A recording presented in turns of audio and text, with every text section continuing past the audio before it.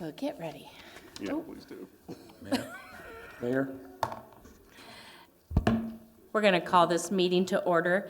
Welcome to the February 20th of 2020 Muscatine City Council meeting. Cinda, will you please do the roll call? Councilmember Hopkins, Present. Freilich, Present. Malcolm, Present. Gordon, Present. Rockert, Present. Present. Present. 7 present, 0 absent. Thank you. Will you please join me in saying the Pledge of Allegiance? I pledge allegiance to the flag of the United States of America and to the republic for which it stands, one nation, under God, indivisible, with liberty and justice for all.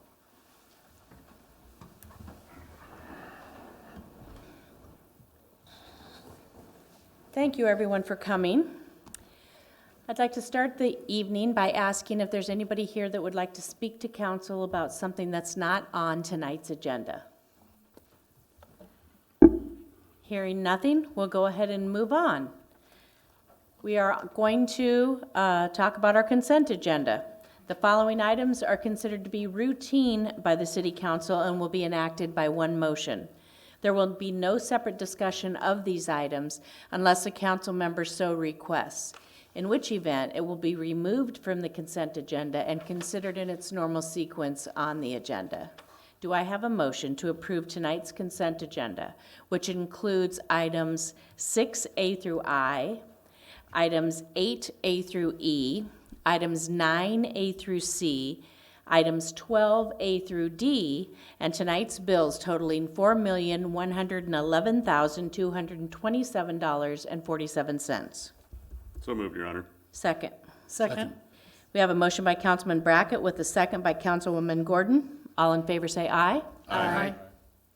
The motion carries. We're going to continue on down. We have one public hearing tonight. The first public hearing that you might have seen on the agenda we have removed, and we will talk about a voluntary annexation to and within the city of Muscatine, which is a request from MBA H Partners for 4.56 acres of land located on the 400 block of Colorado Street. Now is the time for the public to comment. Hearing nothing, do I have a motion to close? Move to close. Second? Second. We have a motion by Councilman Hopkins with a second by Councilman Brackett. All in favor say aye. Aye. The motion carries. Next, we have a proclamation for Alexander Clark Day. Whereas the people of Muscatine take pride in preserving the legacy of Alexander G. Clark, 1826 to 1891, as a celebration of equal rights pioneers. And whereas Clark led the movement that won an historic victory when the citizens of Iowa in 1868 ratified an amendment of the state constitution to remove every instance of the word white as a limitation of rights.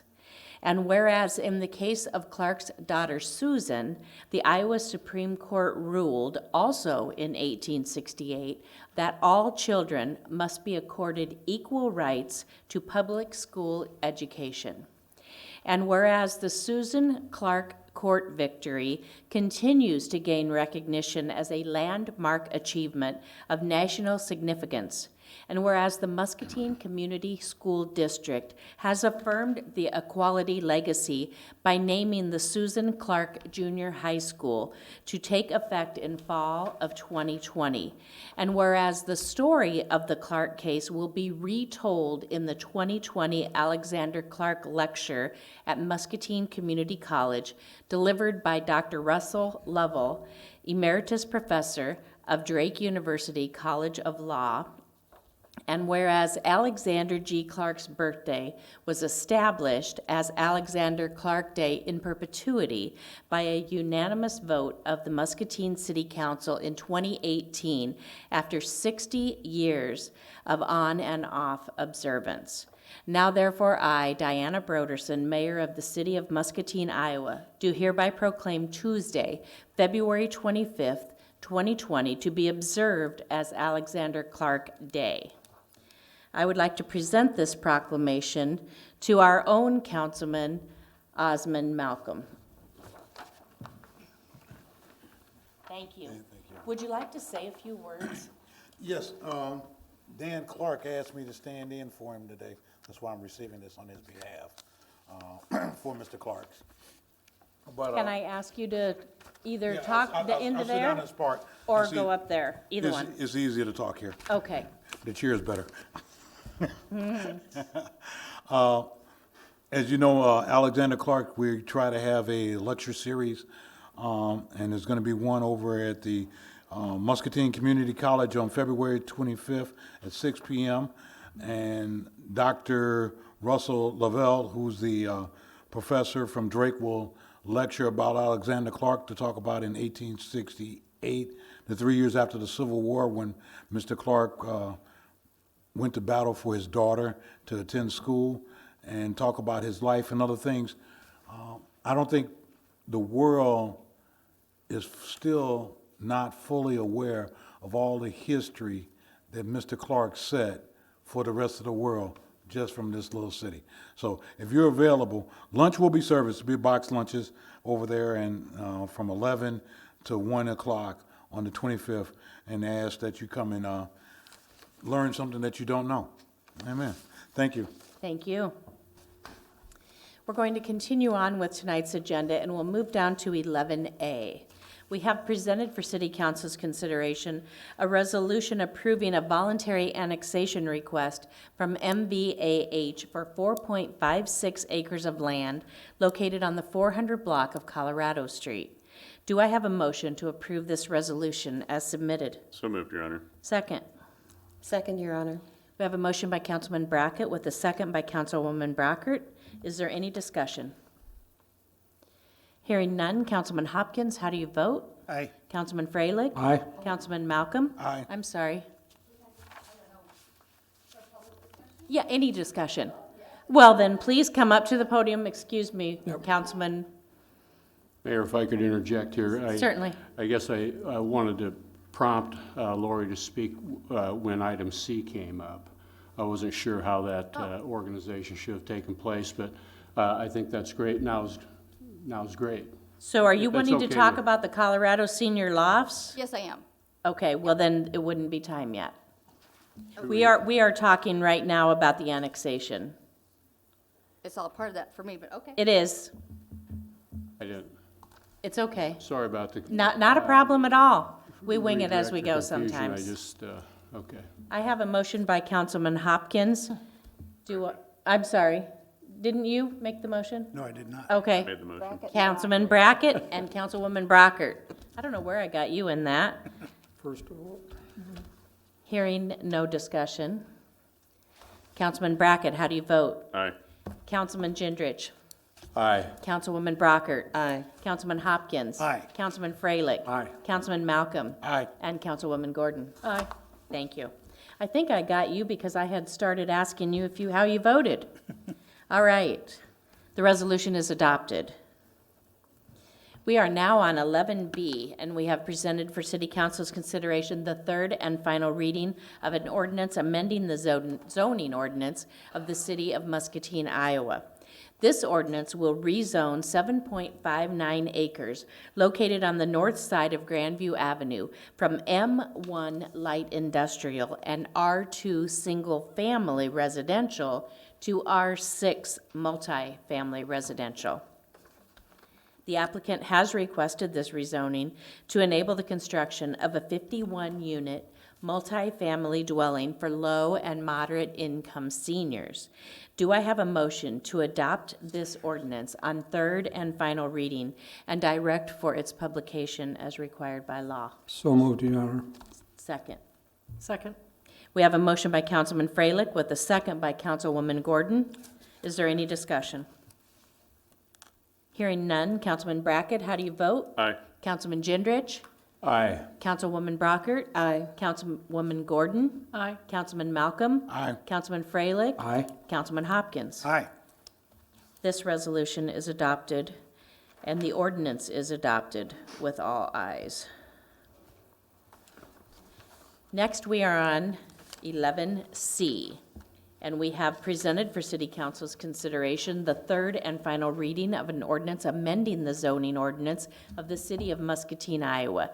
This ordinance will rezone 4.56 acres located in the 400 block of Colorado Street from M3 multifamily residential to R6 multifamily residential in the City of Muscatine zoning district. The applicant has requested this rezoning to enable the construction of a 51-unit multifamily dwelling for low and moderate income seniors.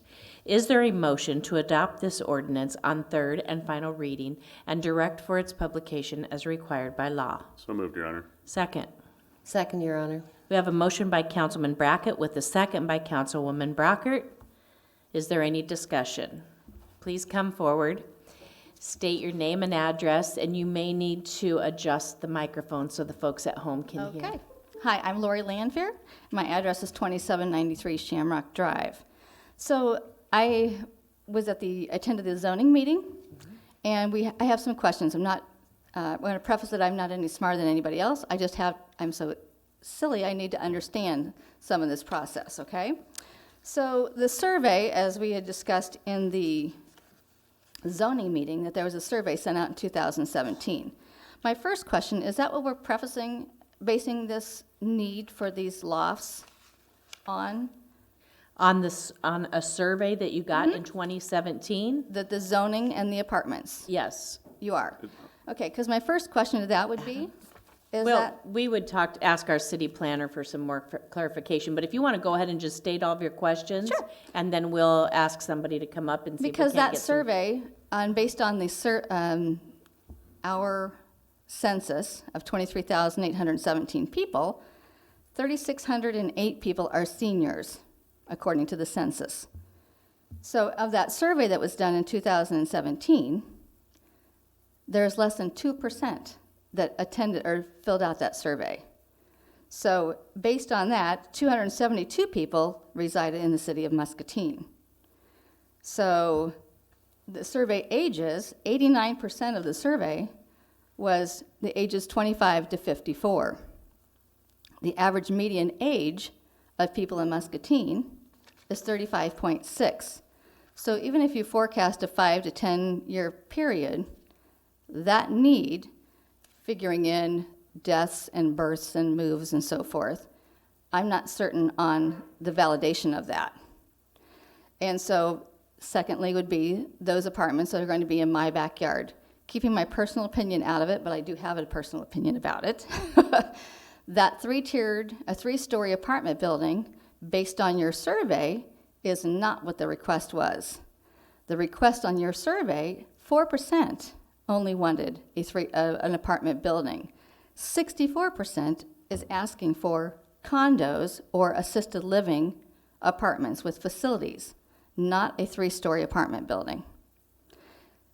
And add to that a three-story apartment building in a housing addition. I understand financially that was a good price on the purchase of the ground, but aesthetically or cosmetically, you have University Drive where the other apartments are. To try to get a flow, and this comes from construction or whatever, that you have a flow of contingency, that the apartments, put apartments with apartments. Putting a three-tier apartment complex in an all-housing area doesn't look, to me, of course, being in my backyard even, we're at the lowest point. So the water runoff and the drainage is going to be an issue for us. It already is, and it's not going to be any better with all of the trees and everything taken out. Mr. Ginrich and I discussed this, and he said, well, sometime that property has to be sold. I totally agree with that. But 4 or 5 houses or condos, according to next to adjacent to Heatherland Drive, or that addition, makes more sense in my humble opinion. So the other part of that is the location off of Grandview Avenue. I'm not certain, and maybe Andrew can, or Mr. Fangman can understand or validate this for me. Has there been no new properties or facilities built in the south end of Muscatine for over 20 years? Ma'am, if you just address your comments here, and then when you're Oh, all done, okay, then we'll okay. ask Andrew some I was, more I was questions. under the impression that nothing had been built in the south end for over 20 years. So developmental-wise, we're not developing all of Muscatine, we're only developing the north end. So I'd like to ask that they reconsider that while you're doing this, because to develop to develop the south end, if you're not going to develop it by putting things down there, no one's going to go down there. And I think I have one more thing here.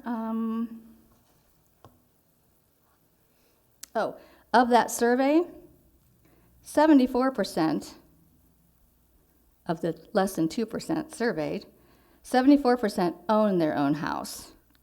26% rent. So the statistics that they were using is not, I need explanation for numbers and how they're coming up with this. And the household estimated annual income, based on that survey, combining the two categories together, less than 25,000 or less than 50,000, equaled 16%. So all these numbers flying around, doing numbers doesn't add up for me. So I need some explanation. Were you able to, you said you went to the zoning meeting. Were you able to get, ask any questions there and get Oh, any yes, I kind of did. feedback? Yeah. So you didn't get answers? Do you feel like you ended up with more questions? Didn't have this data because the survey was what was said, was that we were basing it on. So So studying you that. didn't have this I information didn't have the when survey, you went to the zoning correct. meeting? Did not Okay. have the survey. And according to the Housing Authority, and what we have for apartments or, villas or availability for low income, medium to low income, we're almost at 1,000 units in Muscatine. And currently, as of just this week, ballparking, about 50 vacancies. So that in itself, if there are vacancies, I'm trying to figure out the need. My main concern is that someone's going to build these apartments, and if, I'm using a ballpark figure, okay? So if I've invested $20 million in a property, and I have promised that for the tax credit of 10 years for the TIF and the grant, or for no taxes to be paid, if I pay $20 million and I have a 55 and above, and we did it through the Iowa financing, I don't have that property rented. It's less than half vacant. So what am I going to do? I'm going to cut my losses. I'm going to pay that taxes back because I have all that money invested in that, and I'm going to go ahead and pay that, cut my losses, so I can get that thing rented. Lower it, adjust it to not just seniors, anybody who can pay rent. So that is another thought process as well. So, okay? Thank you. Thank you.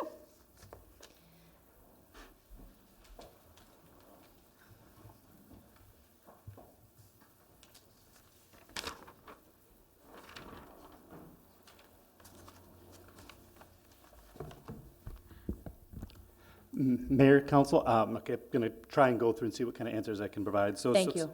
So the first thing, which Ms. Lanfear was referencing is in 2017, the city conducted a housing demand study. We hired a consultant and they had it done.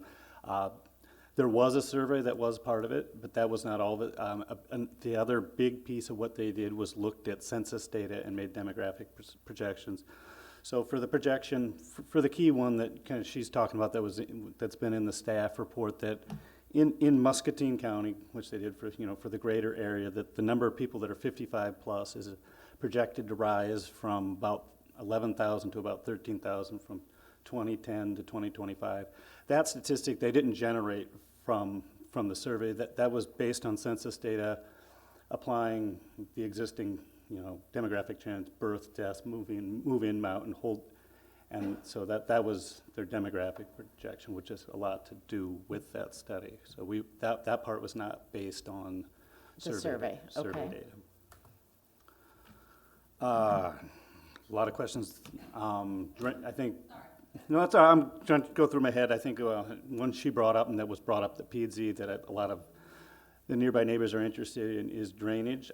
So as with any new project, what any developer has to do is that their project has to not cause any drainage issues that don't already exist on the neighboring properties. So the amount of water that's flowing on it now, they can't exceed that. How they do that, they get all their approvals, then they would enter in the site plan process. They would have to have an engineer prepare a drainage plan that our city engineer would review and approve as adequate through the site plan review process.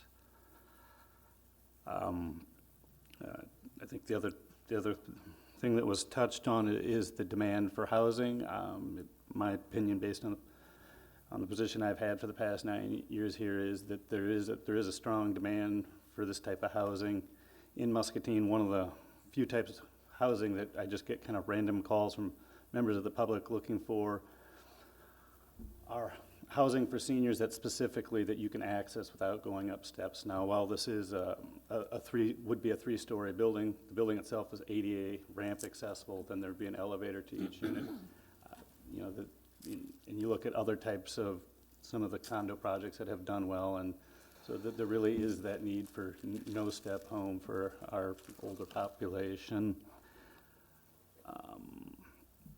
Are there 50 units currently that aren't being occupied? Let Jody take that one. Council, Mayor, Jody Royal Goodwin for the record. We do not currently have, we don't track private vacancies. What I would say is that of the 150 units that we own or operate, we have not had a vacancy that is not due to turnover, that hasn't been filled within 30 days. And that would be 30 days for us to turn it over, not 30 days for us to find somebody in the senior market. We have had a few more vacancies in the family side of things, and we've heard more vacancies in the family rental market as well. So you didn't offer the 50? No. Okay. Go ahead. I've got one quick question with the drainage concern, and I believe there's a good plan once construction is done, but I've seen current construction with Oak Park that the drainage has really disrupted some of the neighbors and such. How do we make sure that compliance during construction doesn't interfere with these folks? Because, I mean, if you go over to Isaac, it's a muddy mess at times. So Had some what big can we, complaints. yeah, major. So how can we make sure that there's compliance during construction, that we don't interrupt? Well, I mean, obviously during construction, if you get heavy rains during certain phases of construction, it obviously can be a challenge, but that is something that we would be very cognizant of, and it's hard to comment exactly on what you might do without seeing the details of what they're proposing, but that would be something that we would try to be actively on top of, absolutely. Okay, just want to call that out because I think, again, the current plan that we're saying, which is just strictly proposed, looks pretty good with the where the water drainage will run, but during construction, I'd be really concerned too. So just make sure it's in the plan, please. Absolutely, we will. Thank you. I know, as to, this location versus others, to my knowledge, in recent times, there hasn't been any of the land that zoned appropriately on University that's been on the market for sale, so. And the other piece is while we are technically rezoning it to multifamily, that this is because under city code, when something annexes in, it's just defaulted to agriculture, so you have to do this. But under the county zoning, I don't know how far it goes back, at least the 9 years I've been here has been zoned for multifamily residential. And it's been on the market for quite a while, this lot, hasn't it? I believe so. I don't have I've got Go one ahead. question. So, and this, I don't know if you'll have an answer for this, but the developer might have an answer for it, and it's just simply that the area that, I mean, it looks to me the construction will take up about half of the lot, that's there, a little, maybe slightly more than half, but the portion that's not having any construction done would still retain its trees other than the detention pond, correct? Okay, and I'm seeing a yes from the. Yes, our intent is to keep the trees that we're not disturbing the site. We'd like to keep that buffer Okay, so I mean, to me, I think that would provide then for, a pretty decent visual buffer as well from that other side. I would absolutely echo the thoughts though on drainage during construction, and that would be something I would want to see a lot of extra care taken on. We will cooperate with the city to ensure that we put the right measures in place. Thank you.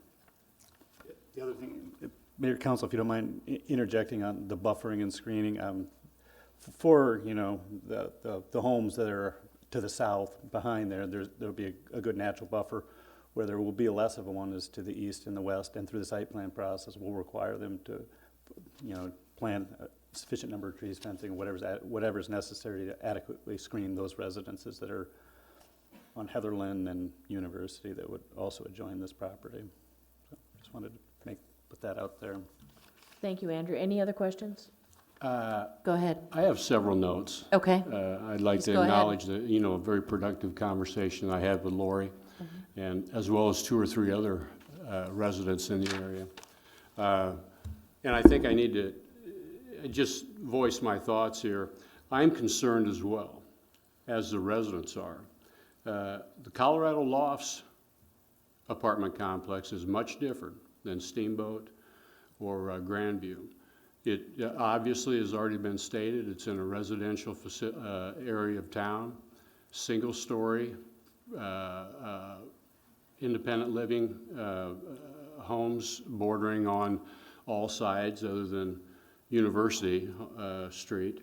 And, you know, the development by MVH needs to, and our city planners need to certainly, I'm very concerned, you know, to make sure that those residents are respected and taken care of with their concerns with drainage and so forth. Obviously, it would be great if someone would buy the 4.5 acres, put a 3-bedroom ranch in the middle of it, and not bother anybody. But it's been for sale. That opportunity has been out there. And so I think we need to move on with progress. Progress for quality housing for the directed group, the identified group of people that this project is for. It would be great if the complex was 2-story rather than 3-story. It'd be great if the complex was single-level condos and so forth. I acknowledge that. But I don't think the council can stand in the way of progress and you know, the further development of housing for our city. You know, to reiterate, the community development people I find to be, you know, very confident. I haven't dealt with them for very long, you know, but they always are ready to answer my questions and show a sincere, you know, care for the cities, for the citizens in the city, and you know what planning is going on. So I trust them. I certainly acknowledge the concern of the citizens over there on Shamrock and in that area, and I look forward to working with them to make sure this is done in an aesthetically pleasing way and a productive way for everybody. Anyone else? Oh, you, please.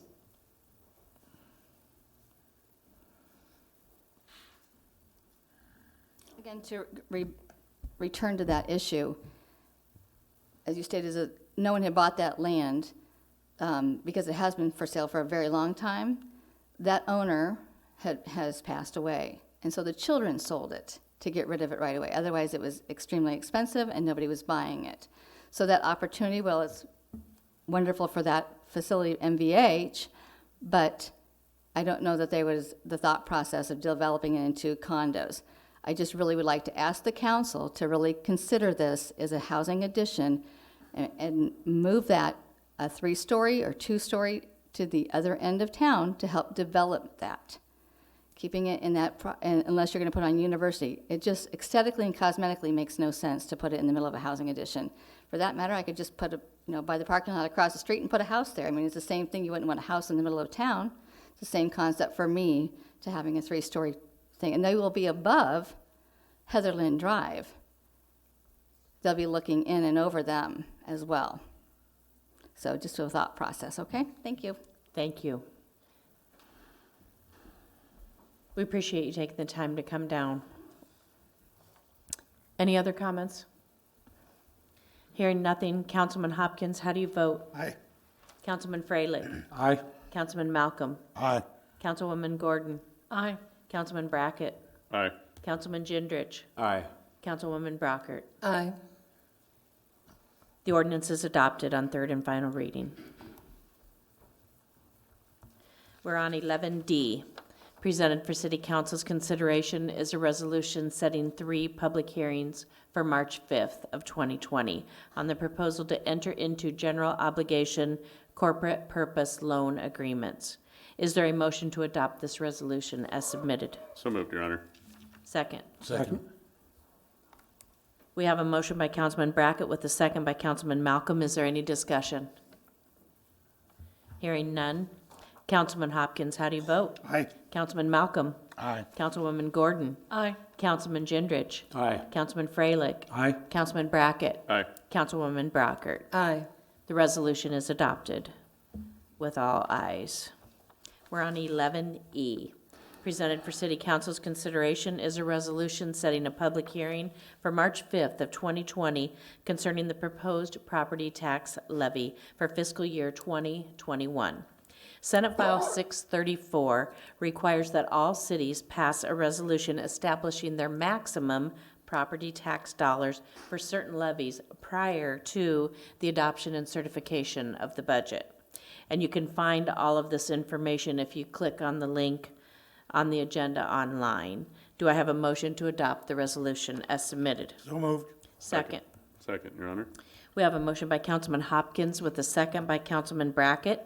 Is there any discussion?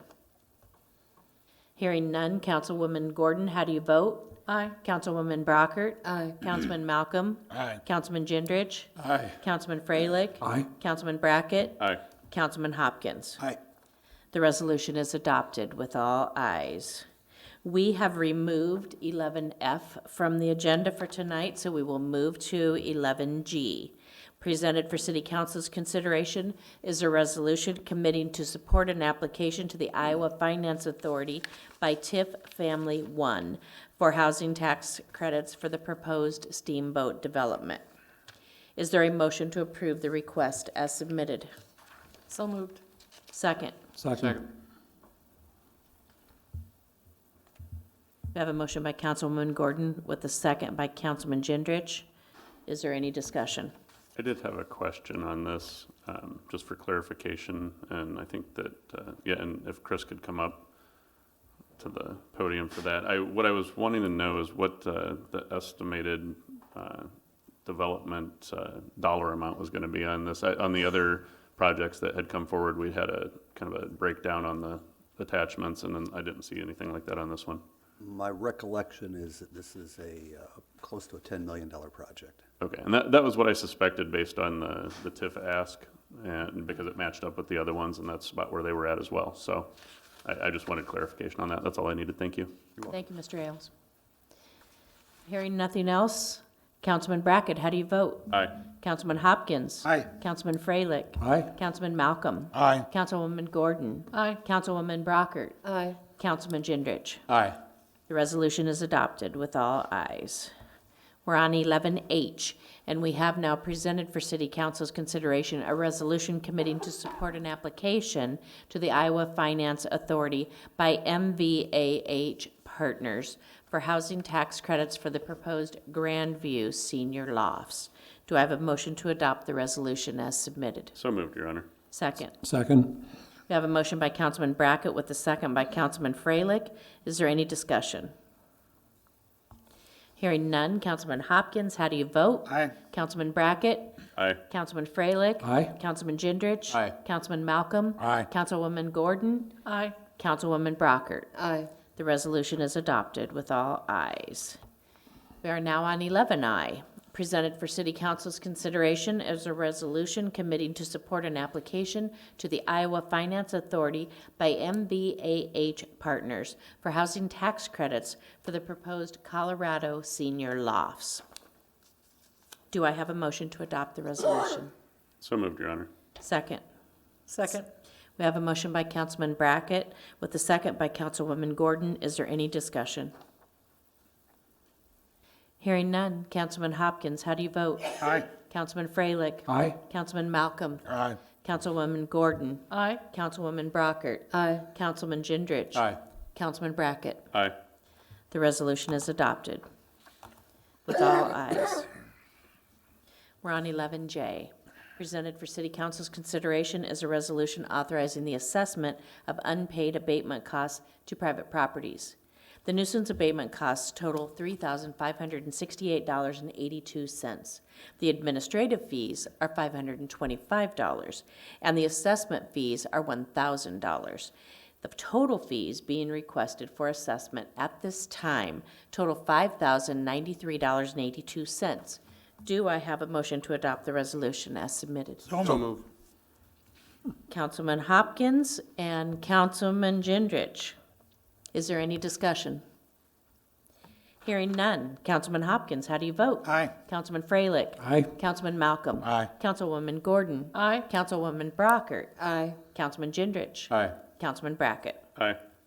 The resolution is adopted. We're on 11K. We have presented for City Council's consideration a resolution approving the contract and bond with KE Flatworks for the Second Street Reconstruction Project. Do I have a motion to adopt the resolution as submitted? So moved, Your Honor. Second. We have a motion by Councilman Brackett with a second by Councilman Freilich. Is there any discussion? Yes, Your Honor. Please go ahead. Do we have assurances from KE Flatworks that they aren't going to stretch themselves a little too thin, since they're also doing the sewer separation on 8th Street?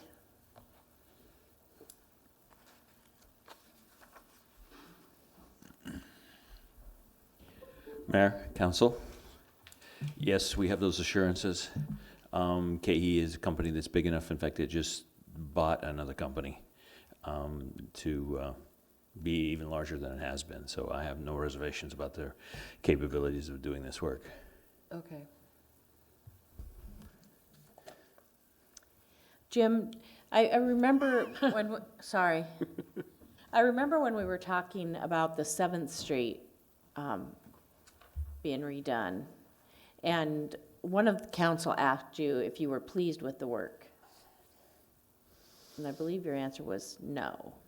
I don't believe that was entirely 100% the answer. I think that question was almost completely oriented towards schedule and how they were doing on their I thought it was schedule. about the wavy, and then you said you had it measured and it barely fit within the parameters of what was acceptable.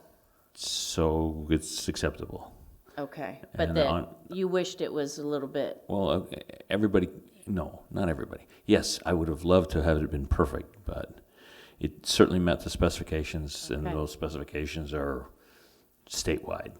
So, but I did allude to the fact that from a standpoint of schedule, if there's a reservation about their performance, it has to do with, and I think this is endemic to most contractors, but certainly keeping to a schedule is a challenge.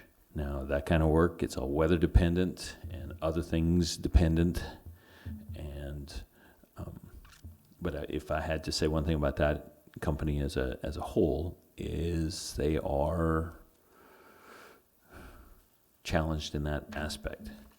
But if you're a community and work product is acceptable, I'm not sure that you can just say no to a contractor who's going to leave a couple $100,000 on the table for a project. I'm thinking of all of the families that really struggled, and some of them came in here to talk about water to the ceiling in their basements, and a lot of problems with that, and then the insurance companies had to get involved, and Yes. there were a lot of That, Lot of problems. only one of those instances has anything to do with the contractor. Everything Okay. else has to do with the thing that we heard over here about during construction and erosion control and things like that. Okay. So I still will not, You still feel good about it, yeah, even I still feel good about it. I'm just thinking of all the calls I got. Some of them were about the street wasn't the right level after it was done with the driveways, so then there was drop-offs here, and do you know all of these I'm talking about? Yes, Okay. yes, I do. You probably do. Painfully, intimately aware with all of that, yes. Okay, but you're good with this? I am, All I right. am. Thank you, Jim. All right, thank you, guys. Anyone else? Councilman Brackett, how do you vote? Aye. Councilman Gendrich? Aye. Councilwoman Brockert? Aye. Councilwoman Gordon? Aye. Councilman Malcolm? Aye. Councilman Freilich? Aye. Councilman Hopkins? Aye. Resolution is adopted with all ayes. We are now on 11L, and we have presented for City Council's consideration a request to approve a settlement agreement for violations of Iowa Code Section 453A.2, which is selling tobacco to a minor. We have reached settlement agreements from Los, Super Saver Liquor, Come and Go number 438, Midwest Glass Gallery, Moe's Mart number 17, and The Bullpen. We have a civil penalty and Family Dollar. I had Dollar General, wrong. Family Dollar. Do I have a motion to approve the request? So moved. Second. Second, Your Honor. Any discussion? We have a motion by Councilman Brackett with a second by Councilwoman Brockert. All in favor say aye. Aye. Opposed? The request is approved. We're on 11M. We have presented for City Council's consideration a request to apply for a grant through the Department of Homeland Security for new self-contained breathing apparatus. The grant opened up on February 3rd of 2020 and it closes March 13th of 2020. The anticipated cost of purchasing 40 SEBA, I think that's how you say it, Jerry, SCBA, packs and face pieces are $425,000. If awarded and the city would accept the grant, we would have to match it 10%, which would be $42,500. Do I have a motion to approve the request as submitted? Second, Your Honor. We have a motion by Councilman Hopkins with a second by Councilman Brackett. Is there any discussion? I Hearing- would like. Go ahead. I was just say I would like to thank the fire chief for applying for this grant. That is something that I know they need and something that would, if we receive the grant, takes it out of our, trying to fit that into the budget and allows us to provide better services throughout the city. So, thank you. We hope we get it. Hearing nothing else, all in favor say aye. Aye. Opposed? The request is approved. 11N, presented for City Council's consideration is a request to approve the issuance of a purchase order in the amount of $29,270 to HydroFlow Midwest for the purchase and installation of the HydroFlow 190i unit. A successful pilot study of the unit has been completed and purchasing the unit is recommended. This will be paid for from overall capital outlay allocation in the plant operation budget, which has $91,000 remaining in it. There were no other manufacturers of this technology for the application. Do I have a motion to approve the request? So moved. Second. Second. We have a motion by Councilwoman Gordon with a second by Councilman Freilich. Is there any discussion? Hearing none. All in favor say aye. Aye. Opposed? The request is approved with all ayes. We're on 11O. We have presented for City Council's consideration a request to approve the issuance of a purchase order in the amount of $6,590.14 to Midland Scientific for the purchase of a new Peltier BOD incubator to replace an aging unit. 2 bids were received from Midland, with Midland being the low bid. There's $7,700 budgeted for the purchase. Do I have a motion to approve the request? So moved, Your Honor. Second. Second. We have a motion by Councilman Brackett with a second by Councilman Hopkins. Is there any discussion? Hearing none. All in favor say aye. Aye. Opposed? The request is approved with all ayes. We are now on 11P, and we have presented for City Council's consideration a request to implement alternate side of the street parking on Geneva Drive and Middle Road. The Muscatine Traffic Committee has received multiple requests for action regarding parking on both sides of the street on Middle Road and Geneva Drive. Alternate side of street parking will allow for better access for public vehicles. Do I have a motion to approve the request as submitted?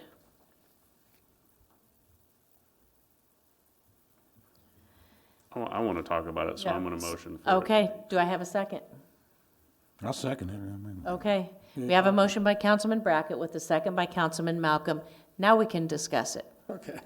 All right, so Go ahead. I'll start since I said I wanted to discuss it. I am not sure I'm in favor of the entire request, but I mean, I've lived with alternate side of street parking in other places, and I do think that it works well because it does solve a couple of problems. Now, we have not, as far as I know, we haven't gotten complaints about the Geneva Drive situation. Middle Drive, yes, I know that staff has had a lot of issues with Middle Drive, so I'm fairly on board with proceeding with Middle Drive, but I don't know about Geneva. Now, what I will say is that when we did hear some complaints about people leaving their cars sitting on the street for extended periods of time. On Middle Road? On Middle. On Middle Road. Yes. And I don't recall if we heard any complaints like that on Geneva Drive. So it fixes two issues. It creates space for city staff and other services, including emergency services, to get through if you only have parking on one side. And when you have it be alternate parking, then it prevents the situation where you have a car sitting there forever and not being moved. And you don't have to police that daily or hourly or anything like that. You know, if it's on the wrong side of the street on the wrong day, then the person will be contacted in some way, shape, or form, probably through a citation. So, you know, Yes. and that's, it makes in a lot of cities, that's how it is in residential areas. I mean, I remember when I was younger and lived in Iowa City, and I'd have to make sure I got up real early on Saturday morning to move my car. I have not heard from the public, anybody that wasn't in agreement with Middle Road being alternate. The comments that I'm hearing from the public are, why is Geneva being included? Go ahead. So I've been tracking and driving because I live right at the end of the street there. And on average, Middle Road has anywhere from 10 at the most cars to down to 5, but mostly 10, 9, 7 for the amount of cars. And a lot of times sitting side by side, leaving a very narrow path. Whereas Geneva, which is a longer street, more houses, has on average 2. I've counted 4 at the maximum. And I believe they were having a barbecue. And they all tend to park on one side of the street, so they stretch it out. And I've been trying to hit different times of the day, so I could just sample it pretty well. I would recommend the change be made to Middle Road. And I wasn't certain about the alternate, but Councilman Brackett, if you've experienced that and that works. I was grateful that the Public Works team came up with an alternate idea, because it was brought to our attention last time, what do you do with services like garbage pickup and recycling? So this would at least try to balance it. But I am more for the recommendation of Middle Road and not Geneva. Thank you. Councilman Freilich. And I can reiterate pretty much what they've both said. I've driven it many times in the last 2 weeks just to see, and the most I've seen at any one time is 11 cars on on Middle Road, and 3 on Geneva. I don't see any purpose of having that on Geneva. I think Middle Road needs to be done that way. That's my recommendation. Councilman Hopkins? Mayor, to further support this conversation that we're having, I have an email here that was sent just before council meeting started tonight.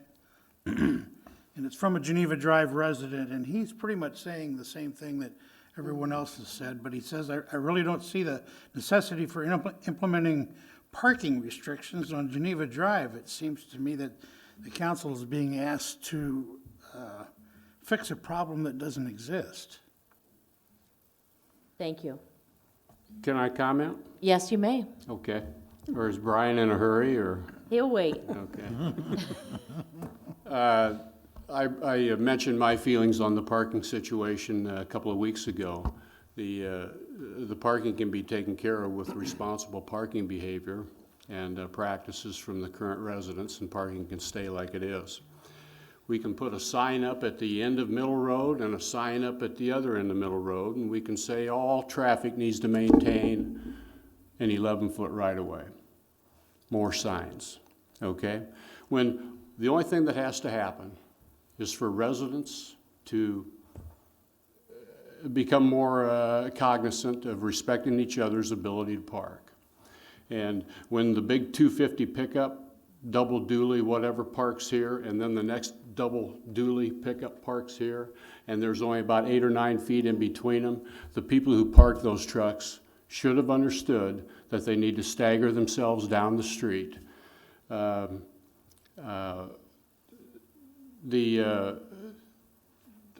Losing track here. I'll go ahead. No, it's okay. Take your I can time. come back to my thoughts, too. Okay. No, go ahead. Okay, Brian. Mayor, Council, Brian Steinman, Public Works Director. I too have received some correspondence from folks that live on Geneva and Middle Road, and I appreciate that. We do. It's not my intent to come here and ruin everybody's lives. I can just give you a little background. The reason that we proposed to do both streets is because they are the same width. We felt that the same issues could exist potentially on both of them. I will acknowledge that it is worse on Middle Road than it is on Geneva Drive. And ultimately, it is council's decision how to promote this or implement this, and then Public Works will do as directed by the council. Personally, I have no strong feeling if we don't do Geneva Drive. I do feel that there's something that should happen on Middle Road. All due respect to John, I just feel that we can't enforce anything when we ask the neighbors to do things. And I get the fact that we don't want to have more signs and we don't want to have more government. It just makes it simpler for us if it's signed. The reasoning behind the alternate was to be more equitable to folks. That was brought up at the last meeting. You know, I don't want cars on my side or vice versa. This solves that issue. So I guess that's the reasoning behind what we proposed. Once again, if you want to take Geneva Drive off, that's fine. We can try it on Middle Road. I like the idea of trying the alternate side of parking. I think if it works well, it's something that we could and should look into implementing through other parts of the city, because we have these similar issues in other parts of town as well. It also helps, like I said, for city services, for snow removal, leaf pickup, and everything else. So that's all I wanted to add to that. So we'll do whatever you tell us to I've do. heard it on Devitt too, because parking's only on one side. Why can't it flip over and take Sure. turns? And So we if could- this works, there's other streets. You're right. Yeah, Any other go I ahead. think, Mayor, we are restricting the privilege or the convenience of everybody in that neighborhood based on some of the parking practices that aren't quite so good or so well thought out or so respected for everybody. So a few people are inconsiderate of parking and vehicles passing, and now it's inconvenient for everyone, which I'm opposed to that type of a policy. Understand. Go ahead. Councilman Brackett. Yeah, I will say that just kind of to Councilman Gendrich's point, we've had some other issues in the past, in previous years, where there were people in certain neighborhoods where the streets were narrow and they would park excessive amounts of vehicles on the street, and there were motions made outside of legal means to try and encourage that better behavior in those areas, and it didn't happen.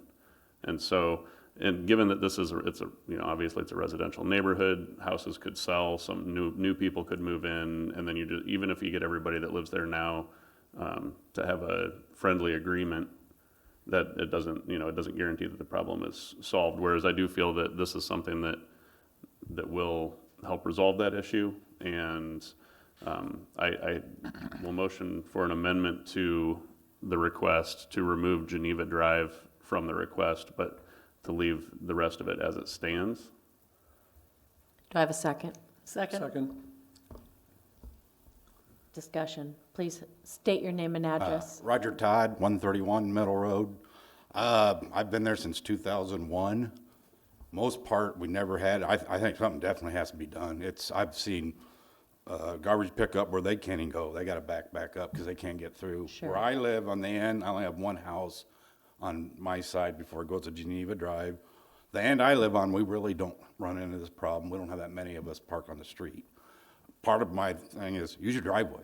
They all got driveway. I don't know why they don't use their own driveways. Your alternate, I'm not sold on that. Every other day, I mean, what about monthly? Every other day you gotta remember, like you said, you gotta go out there, you gotta move your car. Oh, I got visitors come in, I gotta remember what side of the park you gotta park on. I'm against that. I'd rather just make a command decision, pick a side. That's how I look at it. Just pick a side, even or odd. Mr. Todd, they are just doing this as a trial basis to see how does it work. Okay, If those I kind of have- problems come up, we can always switch I to don't a have a side. problem doing a trial. We definitely gotta do something, no matter what's decided. Understand. People are not gonna like it, so it's just, they gotta deal with it. That's Sure. all there is. But something's gotta be done. I agree, something needs to be done, because I won't even go up that way most of the time, because Yeah. I can't get, and I'm driving a vehicle, a car. I'm not driving Sure. a truck or anything. It's that middle section. Yeah. Sure. It's not near either end, you get The towards ends the usually are middle. pretty good. It's the middle section. Yep. And Can I address one of the Yes. concerns yet? So on the alternate side parking, and I'm gonna look for a nod from Brian on this just to make sure I'm correct. That would be odd days of the month, date-wise. It's on one side of the street, and that's what the sign will say. It'll say, this side of the street, odd days, the other side is even days. That's, like I said, and that's very common in a lot of the older neighborhoods in Iowa City and other areas as well, where the streets are very narrow. And so it makes it very easy then. So that way you don't have to have a sign, if you had it be monthly, then, well, you could say odd months, but in this case, it addresses a few of the issues that we've seen. It addresses the congestion issue on the street, but also the other complaints about having people leave their vehicles there for extended periods of time. So, and it does make it easy. So if you know what day of the week, what number day of the month it is, then you know which side to park on. when they do that, is that midnight to midnight? Is that how they do it? Usually it's 8 a.m. Is the switchover. That we might need is it in the? That's what it is for snow removal. 9 PM and 5 AM? 9 p.m. and Yeah. 5. Yeah. We proposed the transition time to be between 9 PM and 5 AM. So if it's today is the 20th, you'd park on the even side of the street today. So when you get home tonight from the meeting, if it's after 9, you would need to move your car to the other side of the street before 5 AM, and vice versa on the odd number of days. That seems like tight timing. No, I'm thinking, that's better than Iowa is- City. is it? Yeah. Like you said, it's a trial. Yes, I mean, it's it a trial. definitely is worth an effort. It's not so late at night that you can't do it, and then it's not so early that people Sure. aren't going to work. The other thing is, I think we need to go for at least a year, so we get the whole cycle of cleanup time, the leaves, the winter, the plowing, so we need a year. I'm just thinking if you came, Neighbors just police themselves and use Sure. their driveways. It's I be agree, nice. way, but if they would do it. unfortunately, I'm just thinking if you came home from work at 5 or 6 and you weren't going anywhere, you'd have to go back out later that night and move your car. See, I work swing shift, so. Yeah. But I use my Sure. driveway. My wife parks in the garage and I park on the side of the garage, Sure. so. Thank you, we appreciate your input. Please state your name and address. My name is Carter Nange. I live at 105 Middle Road. And so, as the previous person mentioned, that it is a good idea to use people's driveways, but in my household, we can't all use our driveway as it's a single lane driveway, and we all leave at different times and get home at different times. Sure. And so it's just not reasonable. And I don't have to I don't want to have to wake up on 5 a.m. on a Saturday in order to move my car, just so that I'm able to still get out, and if I need to go spend time with friends, or if sorry, I'm weirdly nervous. Oh, no, please don't be, just talk to Oh me. yeah. Yes. But I don't have to wake up at 5 a.m. just so I'm able to get and go do things and be able to park on the street. I am support limiting parking on the side because there are a lot of people that park massive trucks right across the street from each other. But I live more towards towards one end of the street where it's less empty. So it's usually just I drive a compact, and then it's usually a small truck on the other side of the street for me, and it's not that big of an issue because it's still a decent amount of space, and then it's just the intersection up there. So like, I just don't agree with the alternating sides just because it seems like more of a hassle to the residents of the neighborhood. Yeah. Thank you. Did you get his name, Cinda? Is it Carter? Carter Nanninga, Can you spell it, please? Nanninga. Thank you. Councilman Hopkins? Yeah, do you agree with this gentleman when he says, pick a side of the street and go with it? Yes, I do. I would like to actually add one bit to the 9 to 5 thing. I mean, the reason that I think that the 9 to 5 is a good suggestion and works is because you're probably going to be there for one of those. You know, I mean, for me, I would be most times, you know, more convenient for me to move my car after 9 p.m. to the other side. For some people, especially if they work swing shift, you know, you're either going to be getting home late or you're going to be up real early. So you're either going to be moving your car early in the morning because you're leaving for the day, or you're going to be coming home later in the evening. So you'd park on the side of the street for the next day. You know, so it's enforced between 5 a.m. and 9 p.m. is when it's enforced, essentially. I mean, because the other time is limbo time when you can move your car. I think they're tough hours. My husband would have a new job. Yeah, certainly wouldn't be me. respect Councilman Brackett's opinion and those recommendations from the city for the daily, alternating daily, but we had that situation on Smalley Street. I mentioned it 2 or 3 weeks ago. And the city, because of snow removal and so forth, wanted to single side of the street parking. Well, you know, no one on the street wanted it, and a little petition and community streetwise activism, and the problem's been solved, hopefully, you know, to this point. So, my fundamental feelings have already been stated, but I think there should be parking on the side of the even side of the street, I believe, on Middle Road. And the fire hydrant side, I think, is the other side, the side opposite. Have I got that backwards? Hydrants on both sides. Oh, there is, okay. Okay. Nonetheless, if there's no parking on one side of the street all the time, the fire truck can still easily reach to the fire hydrant on the other side of the street. So I respect that opinion, good discussion and so forth, but I would vote for same side, single side of the street parking if I can't just go with the community policing theory. Yeah. So. Thank you, Carter, for coming down. And either way, however council ends up going with this, I would encourage the residents to continue contacting council, myself, city staff, about how things are going, because we can always change this if it doesn't go well for everyone. Thank you.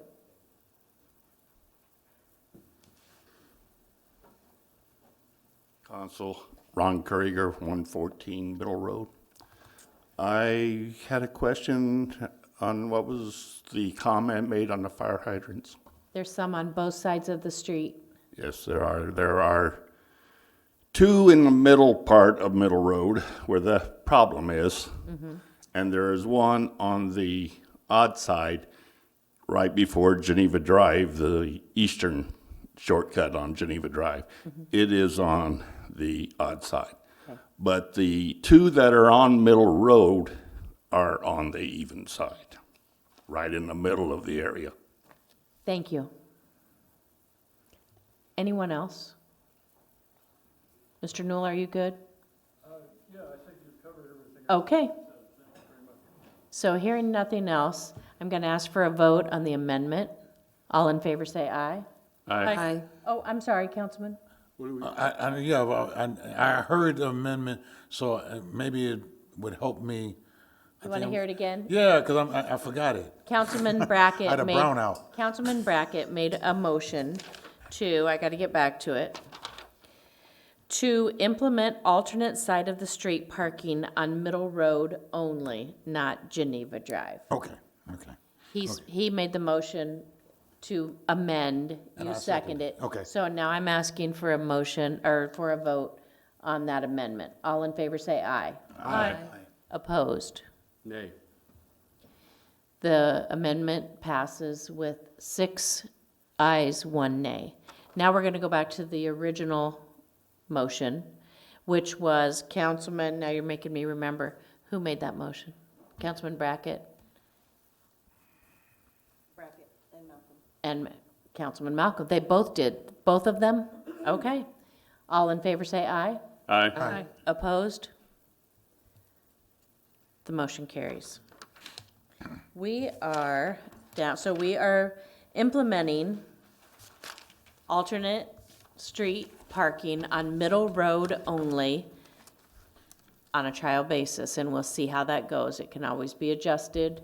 Yes? Do we need to put it for a year, stipulate for a year or a time limit? Yeah, that's all I was about to ask. Do we have a What we time- could do is ask staff, and I would really emphasize for the residents to maintain contact with council and with staff so that we know how things are going. And then I would ask maybe Brian to come back in a year, 6 months, a year. What is council, what's the I consensus? think we need to go to the 6 cycle. months. 6 Yeah. months? 6 months. 6 months, give us a, come back, let's talk about this again.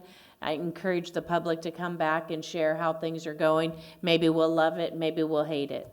We'll see how that goes. Can I make one comment real quick? Certainly. I just want to add to people that, that live on Middle Road, my contact information's on the city website. Please let me know if you have issues with it. I do want to know about that. And, you know, once we get this going and see, you know, so we can see if it's working out right. So feel free to contact me at any time. Everybody's They is can on walk there. to my driveway. Yes. And tell me to. Everybody's Right there. information is on the website. You can just click right on the link and get their email. Yep. Or you can just type in city council and we'll all get it at one time. Easy. All right. Hearing nothing else for the evening. Councilman Hopkins, did you have anything you'd like to share tonight? Yes. Today is National Love Your Pet Day, Nice. and I love my pet. That's all I have. Very good. Thank you. Councilman Freilich. I'd like to thank the fire department for their excellent services today. I know they were pretty well pressed today in and out of the city, and I saw the ambulance go out several times, and we had a fire, and there's a lot going on. Good job. Thank you. Councilman Malcolm. Nothing tonight, Your Honor. Thank you. Councilwoman Gordon. I just want to thank you for the reminder about the Special Olympics basketball game the other day. Very The police nice. and the firefighters did a fine job, but I'll tell you, there were some great athletes on the Special Olympics team. It was a lot of fun. Oh, so. yeah. Too bad you lost, Jerry. Thank you. Councilwoman Brockert. Yes, today a dear friend of mine lost her husband very suddenly, very unexpectedly. So whatever you do, tell those that you love them, because you may not have tomorrow. Thank you. Councilman Gendrich. I have nothing. Councilman Brackett. Nothing tonight, Your Honor. Thank you. Greg? I have Cinda? Yes, please. No, I'm good. No, nothing. Nothing. Cinda, nothing. Okay. I just had a few things. Councilman Freilich talked about the fires. There's been a couple of fires. There was a terrible fire in Wilton today, and several families are displaced from their homes, and the Salvation Army's helping, and the Red Cross is helping, and neighbors are coming together and help. So please continue to keep all those that are touched by this in your prayers. Our city show on Tuesday nights at 6:30. Our guest next week, our own Andrew. Where'd he go? Oh, there you are. You didn't move back. Andrew's going to come and talk to us about the upcoming caucus. We all know how important the census. I keep calling it caucus. I can't get that caucus out of my head. It's like a nightmare. I know. So the census coming up, it's really critical that everybody get counted. That data is going to be used for 10 years, and a lot of the services and the programs that we get are all based on what those numbers are. So Andrew's going to give us all everything we need to know about the upcoming census. And Peggy Gordon, our very own I'm gonna convince him Councilwoman. to take an extra 10 minutes. There you go, is going to be our other guest. We've been having the new council as well as the new school board members on one at a time to help us get to know them a little bit. And our next Coffee with the Mayor is a week from tomorrow, February 28th at 9 a.m. at Hy-Vee. Do I have anything else? Otherwise, I'll take a, Keep Muscatine Beautiful, yes? doing that thing at the Maryland. Yes, they are. It's Cajun. There's going to be a Cajun cook-off, and it's going to be all different restaurants are going to be cooking different kind of Cajun foods. It's at the Merrill. You can look it up online. It's called Cajun. What I'm looking for the word. I get to judge, so I get to eat all the food. So it is. Okay, yeah. The funds are gonna be used for Almost Friday Fest. Cajun Cook-Off, so it's at the Merrill, 4:30 to 6:30 on February 25th, Tuesday night. So you can still get tickets, you can get them at the door, you can get them now, $20 now, $25 at the door. And it'll be a great time. You're gonna get beads and it's gonna be all Mardi Gras theme. So it'll be a good time to support the Almost Friday Fest, which has been a wonderful addition to our community. All the friends and neighbors get together down there on that Thursday night, and you can't imagine how well that's been going, and people are having a really good time spending time together. So thanks to all of those at Keeping Muscatine Beautiful and all the volunteers. I get to drive the golf cart giving people rides, and it's a ton of fun. Get to meet and visit with everybody that we all know and love. Thank you for coming tonight. Do I have a motion to adjourn? So moved. We're adjourned.